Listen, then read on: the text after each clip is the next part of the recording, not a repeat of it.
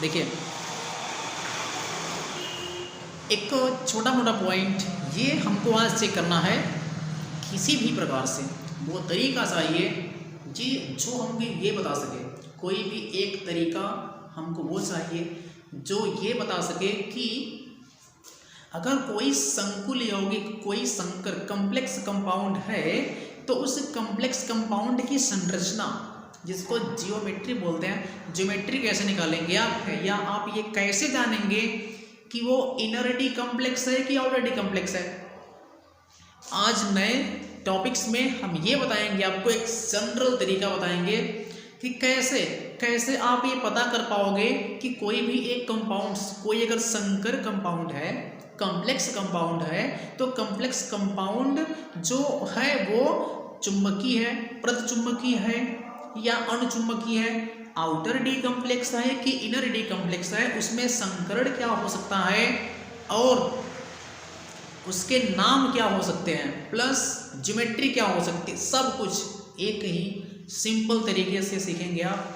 देखो जैसे एक नॉर्मल बहुत ही प्रसिद्ध कंपाउंड से K4FeCN6 potassium ferrocyanide, potassium ferrocyanide को ही लेते हैं, वहीं से स्टार्ट करेंगे। तो पोटेशियम फेरोसाइनाइड जी उसकी ज्योमेट्री क्या होगी देख लीजिए, कैसे कैसे बनाते हैं सब।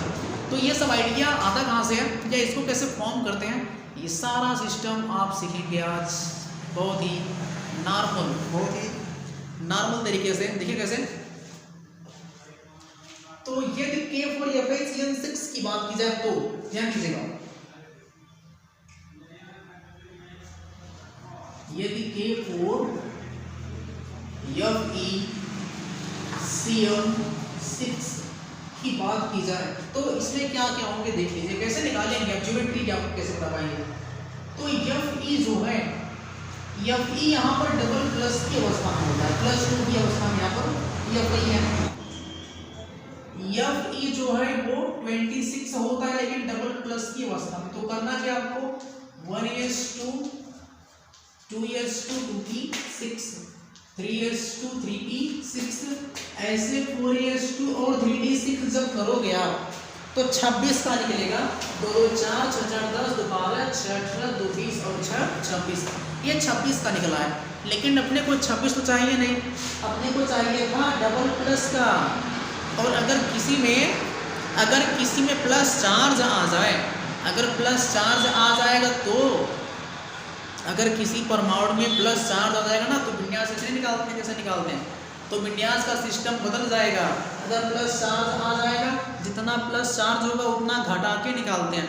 इसका परमाणु क्रमांक 26 है लेकिन निकालना कितने का, 24 का केवल, चूंकि उन्होंने 2 दिया है तब प्लस आया 2, तो इसका आप निकालेंगे 24 का।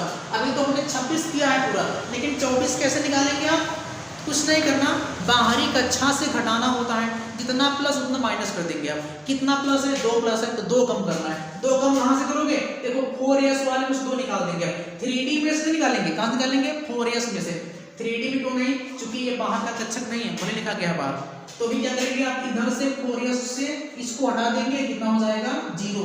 अभी देखो 24 का बराबर है 2 2 4 6 4 10 2 12 6 18 और 6 24। तुम कहाँ कह रहे हैं आपको, अगर कोनो प्लस चार्ज वाला कंपाउंड आपको मिल जाएगा तो क्या करेंगे आप, जितना प्लस चार्ज रहेगा, जितना प्लस चार्ज रहेगा उतना आपको घटा देना है। हमने क्या किया, 26 था 24 का निकाला, वजह क्या है, क्योंकि इस पर 2 प्लस आ गए थे, समझ गए, ये बतिया सही है जी, इसमें कुछ गड़बड़ नहीं है। अभी देखेंगे आप, तो फाइनल लास्ट में हमको 3d6 मिला हुआ है, फिर 4s 0, अच्छा 4s 0 है, ठीक है। अपने पास 4p वाला कहीं पर है क्या, नहीं है, लेकिन मतलब खाली है, वो भी 0 ही होगा ना, तो खाली है, तो 4p को लिख लेंगे आप। अभी देखिए 3d क्या होगा, हमको पता है कि d वाले में कक्षाएं 5 होती हैं, तो 5 कक्षक बता लेंगे, 1 2 3 4 5 कक्षाएं, और यस में एक ही कक्षक होता है, और ऐसे p वाले में कक्षाएं कुल 3 होती हैं, समझ गए आप। अब d वाले इसमें तो कुछ नहीं भरा है, इसमें कुछ नहीं खाली है पूरा, लेकिन d वाले में तो भरा हुआ है, वो भी कितना 6 हो। अब जो 6 इलेक्ट्रॉन भरे उसको भरिए। हुंड ये बोलते हैं कि पहले अनपेयर्ड करोगे, पहले सिंगल सिंगल, एक यहाँ पर फिर यहाँ पर फिर यहाँ पर फिर यहाँ फिर यहाँ, अब जब बचेगा तो दोहराएंगे। बातिया उनकी बतिया सही है, लेकिन दिक्कत कहाँ पर है ना, ये जो Cn है ये लिगेंड्स है, पता है ये लिगेंड्स है, ये सेंट्रल मेटल एटम है। तो ये जो लिगेंड्स हैं ये स्ट्रांग लिगेंड होता है, और जब स्ट्रांग लिगेंड रहेंगे ना तो ये क्या करेंगे, इलेक्ट्रॉन जितना इसके पास रहेगा सबको पहले पेयर्ड कर देगा। स्ट्रांग लिगेंड में एक क्वालिटी होती है कि इलेक्ट्रॉन वो फ्री कभी देखता ही नहीं, वो अगर फ्री देखा तो वो डबलिया देगा तुरंत, मतलब 1 2 3 फिर 4 5 6। अब आगे नहीं भरेंगे, क्यों? क्योंकि स्ट्रांग लिगेंड है, अगर आगे भरोगे तो क्या करेगा, उठा कर किधर कर देगा, तो उससे बढ़िया आप डबल कर दीजिए पहले ही। तो स्ट्रांग लिगेंड वाले केस में, स्ट्रांग लिगेंड वाले केस में आपको ये जानना पड़ेगा कि पहले पूरा पेयर्ड होते हो चलेगा, पेयर्ड हो जाएगा। तो ये पेयर्ड हो गया, दो की संख्या में हो गए। अब देखिए, अब अपने पास इसके पास खाली कक्षाएं मिल गई, किसके पास, या भाई के पास, और जिसके पास खाली कक्षाएं होती हैं उसको बोलते हैं लुईस एसिड। तो इसलिए सेंट्रल मेटल एटम जो है ना ये भाई ये लुईस एसिड है, इसके पास जगह है इलेक्ट्रॉन को लेने का, लोन पेयर को ग्रहण करने का जगह है, ये जगह हुआ है तभी ना ये जो लिगेंड्स है इसके लोन पेयर को ग्रहण कर सकता है। तो भी क्या होगा, ये जो Cn है ना ये लोन पेयर देता है, क्यों? इसके पास है, इसके पास ज्यादा है तब ना देगा ये। तो क्या करेंगे, अब Cn यहाँ पर है, एक लोन पेयर यहाँ पर दे देगा, अगला Cn है, एक यहाँ, ऐसे कितने हैं, 6 Cn है, तो एक को यहाँ पर दे देगा। ऐसे जी एक Cn यहाँ पर P वाले, देखो P वाले में दे रहा है, इधर Cn यहाँ पर P में दे देगा, इधर Cn यहाँ पर P दे देगा। क्या हुआ कि Cn ने जितना जगह पाया हर जगह अपना अपना इलेक्ट्रॉन दे दिया। तो देखो Cn कितना, 1 2 3 4 5 6 को दिया। अब ये बताओ हमको D में कितना दिया है, 2, अब लिखेंगे D2। यस में कितना दिया, 1, तो लिखेंगे यस। P में कितना दिया है, 3, तो P3। संकरण क्या हो गया, D2sp3, इसको बोलेंगे D2sp3 संकरण माने हाइब्रिडाइजेशन। तो इसका आ जाएगा D2sp3 संकरण। देखो एक काम हो गया, D2sp3 संकरण, कुछ है नहीं, बस आप ध्यान देंगे आ जाएगा। अब अगला देखो, अब इसको क्या बोलेंगे, इनर बोले कि आउटर बोले, इनर डी कॉम्प्लेक्स कहेंगे कि आउटर डी कॉम्प्लेक्स। देखो अब हमको चेक करना है डी वाला किधर है, इधर देखो डी है यस और पी, मालूम चला कि जो डी है वो तो अंदर है, अगर इधर होता बाहर तो उसको आउटर बोलते हैं, अंदर में छोड़ लेंगे इनर डी कॉम्प्लेक्स। तो पहला पॉइंट संकरण आ गया। कॉम्प्लेक्स कौन सा है, इनर डी कॉम्प्लेक्स, इसको आप बोल देंगे इनर डी कॉम्प्लेक्स। तो ये इनर डी कॉम्प्लेक्स हो गया, समझ गए, इनर डी कॉम्प्लेक्स। ये आउटर डी कॉम्प्लेक्स नहीं है, इनर डी कॉम्प्लेक्स क्यों, क्योंकि डी का जो है वो अंदर वाला भाग लिया है। अगर 4D लेता 4D, ये 3D है, अगर 4D है तो आउटर बोलते हैं। ये हो गया थर्ड पॉइंट। ये चुंबकीय, ये क्या है, मैग्नेटिक क्वालिटी में क्या है, मतलब ये पैरामैग्नेटिक है कि डाई मैग्नेटिक, ये पैरामैग्नेटिक है कि डाई मैग्नेटिक। हमको ये चेक करना है कि प्रतिचुंबकीय है कि अणुचुंबकीय है। तो ध्यान दीजिए, अभी इसमें सब के सब पेयर्ड है, अगर सब के सब पेयर्ड है तो इसमें क्या होगा, प्रतिकर्षण होगा, और जहां पर प्रतिकर्षण होगा उसे क्या बोलेंगे आप, डाई मैग्नेटिक। तो इसको आप बोलेंगे डाइया मैग्नेटिक, डाइया मैग्नेटिक। तो इसको बोलेंगे आप प्रतिचुंबकीय पदार्थ। तो ये क्या हो गया, प्रतिचुंबकीय हो गया, प्रतिचुंबकीय। देखो कितनी बातें सीख गए आप एक ही कहानी से।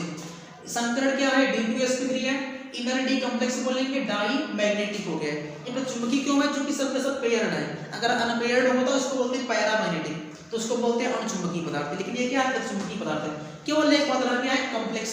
ज्योमेट्री कैसा है कैसे, तो ज्योमेट्री देखो D2sp3 है, D2sp3 अगर किसी में संकरण आया है तो संरचना कैसा बनेगा, अष्टफलकी बनेगा। कैसा, देखिए संरचना कैसा बनेगा इसका, अष्टफलकी। कैसे, यहाँ को लिख लेते हैं, Fe अपने पास एक है, Fe, और Cn एक यहाँ से लोन पेयर देगा, एक Cn यहाँ से लोन पेयर देगा, और एक Cn यहाँ से लोन पेयर देगा, एक Cn यहाँ से लोन पेयर देगा, फिर अगला Cn यहाँ से और एक Cn यहाँ से लोन पेयर देगा। तो देखिए संरचना ये बन जाएगी।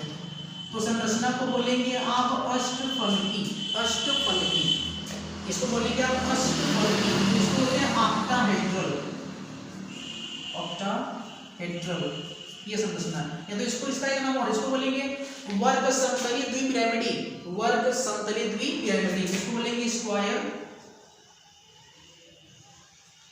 स्क्वायर बाइपिरामिडल,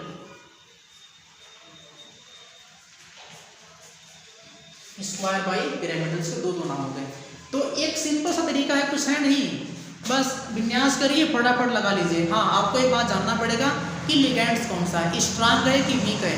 इस तरीके से लगाएंगे सब आ जाएगा। देखो पूरी कहानी ऐसा ही सबकी कहानी आप बना सकते हो, कुछ है नहीं इसमें। इस तरीके से लगाएंगे तो सारी कहानी हो जाएगी। देखो एक बार रिवाइज कर लेंगे सब आ जाएगी, कुछ खास नहीं है बस।